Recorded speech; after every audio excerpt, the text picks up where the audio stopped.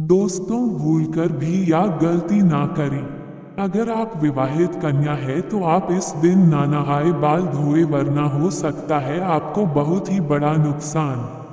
जय भोलेनाथ, शिव शंभू, हर हर महादेव। आप सभी का हमारे YouTube चैनल में स्वागत है। आज के इस वीडियो में आप लोगों को बताने वाले हैं, लेकिन सावन में महिलाओं को ऐसे बाल कभी नहीं भूलना चाहिए और पाप लगता है, घर परिवार बर्बाद हो जाता है। सावन के इस पवित्र महीने में भूलकर भी अपने केस यानी बाल ऐसे कभी मत होना, बने बनाए काम सब बिगड़ जाते हैं। दोस्तों, अगर आप भगवान शिव से प्यार करते हैं तो कमेंट बॉक्स में सच्चे दिल से लिखें हर हर महादेव, ओम नमः शिवाय, और हमारे चैनल को सब्सक्राइब करके इस बेल आइकन को जरूर दबाइएगा। दोस्तों, सावन का महीना बहुत ही शुभ और खूबसूरत महीना होता है, प्यार का महीना होता है। सावन का हर एक दिन उतना ही पवित्र माना जाता है जितना कि गंगाजल। सावन में शिव जी की पूजा अर्चना करने से मनोकामना पूर्ण होती है तथा खुशी से बरसात का लुत्फ उठाते हैं। लेकिन क्या आप जानते हैं, सावन के इस पवित्र महीने में किसी भी महिला को ऐसी बात कभी नहीं धोना चाहिए। हो जाती है पति की मृत्यु, पति का काम धंधा बिजनेस हो जाता है, संतान को मिलते हैं कष्ट। दोस्तों, आज का विषय है सुहागिन महिलाएं किस दिन और किस दिन सुहागिन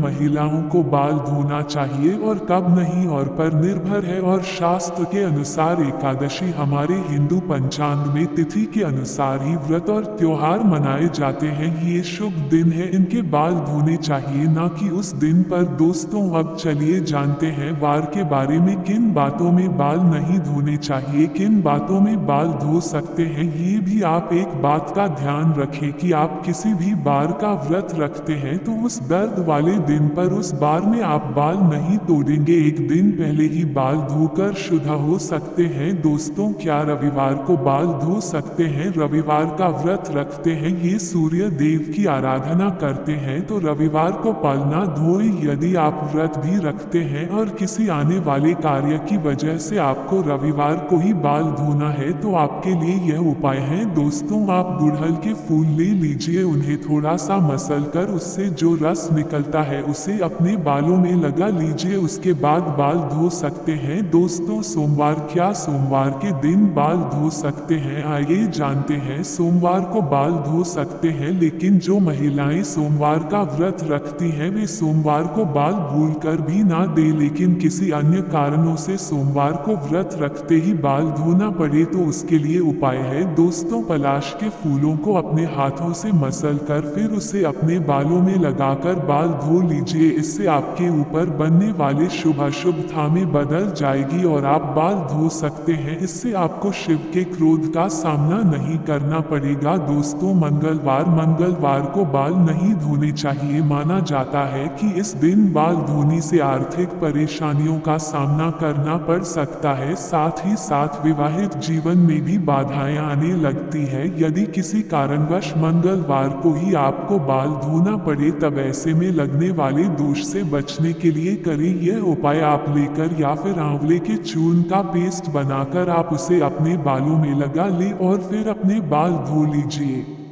और टाइट रहता है कि मासिक धर्म के दौरान और बाल धोए या नहीं, अलग अलग प्रांतों में इसकी अलग अलग प्रथम कई जगह तथा हमारे आस पड़ोस में तो आज भी मासिक धर्म के पहले, तीसरे और पांचवें दिन कंपलसरी बाल धोते हैं। इसमें तिथि या बार बिल्कुल नहीं देखा जाता। दोस्तों, वही डिलीवरी के बाद तुरंत आप तो जानते ही हैं कि माँ को बाल धोने की क्या नहाने भी नहीं देते, 11 दिन बाल धोए जाते हैं। लेकिन इस विषय में बार और तिथि का आप जरूर ख्याल रखें। दोस्तों, आगे माता सीता कहती हैं, किसी भी सुहागिन महिलाओं को ये 5 बातें पता होनी चाहिए, नहीं तो आपको तथा आपके पति को कभी भी मान सम्मान नहीं मिलेगा। जानते हैं, माता सीता कहती हैं, स्त्री को सदैव अपने बाल बांध कर रखना चाहिए, क्योंकि बंधे हुए बाल रिश्तों को बांध कर रखते हैं। स्त्रियों के खुले बाल घर का विनाश करते हैं, जो कि इसका वर्णन महाभारत काल में मिलता है। खुले बाल नकारात्मक शक्तियों को आकर्षित करते हैं। पूर्णिमा और अमावस्या के दिन बालों को कभी खुला न रखें। कहते हैं इस दिन भूत प्रेत या कोई भी गलत ऊर्जा आपके खुले बाल होने से आपको अपना शिकार बना सकती है। माता सीता ने दूसरी बात बताई थी, कभी भी सुहागिन महिलाओं को पति के बगैर बाहर नहीं जाना चाहिए, इसे तत्काल बहुत ही घोर अनर्थ माना जाता है। माता सीता की तीसरी बात, किसी भी स्त्री को अपने घर की गुप्त बातें बाहर नहीं कहनी चाहिए, इससे उल्टा आपके घर का विनाश हो जाएगा। पड़ोसी के घर भी किसी भी सुहागिन महिलाओं को ज्यादा समय के लिए नहीं जाना चाहिए, ज्यादा तालमेल नहीं रखना चाहिए। माता सीता की चौथी बार, शादीशुदा महिलाओं को अपनी मांग सदा भरनी चाहिए, जितनी लंबी आपकी मांग होगी उतनी ही आपके पति की उम्र बढ़ेगी, आपके पति को मान सम्मान मिलेगा। जो स्त्री अपनी मांग का सिंदूर छुपाती है, ये थोड़ा सा लगाती है, उसका पति भी समाज में छुप जाता है। ऐसी महिला का पति हमेशा हार का मुंह देखता है। माता सीता ने बताई थी पांचवी बात, सुहागिन महिलाओं को अपने पति की कोई भी निशानी कभी किसी को नहीं देना चाहिए, इससे पति की मृत्यु निकट भविष्य में हो जाती है। पति की कोई भी शानी पत्नी को दिल से लगाकर रखना चाहिए। दोस्तों, अंत में माता सीता कहती हैं, स्त्री को सदैव अपने पति यानी कि परमेश्वर के भावों अवश्य दबाना चाहिए और उसके घुटने से लेकर दिल्ली तक का भाग शनि का होता है तथा स्त्री के कलाई से लेकर उंगली तक का भाग शुरू होता है। और जब भी शनि पर शुक्र का प्रभाव पड़ता है तो धन की प्राप्ति का योग बनता है। स्त्री को प्रतिदिन अपने पति के पैर दबाने चाहिए। दोस्तों, इसलिए हमेशा आपने देखा होगा कि लक्ष्मी जी भगवान विष्णु के पैर दबाती रहती हैं और इसी कारण वह धन की देवी है, क्योंकि ऐसा योग्य धन की वर्षा करता है। दोस्तों, अगर आप सच्चे दिल से माता लक्ष्मी को अपने घर पर बुलाना चाहते हैं तो कमेंट बॉक्स में लिखिए, लक्ष्मी आपका स्वागत है हमारे घर में। माता रानी के लिए एक लाइक तो बनता है।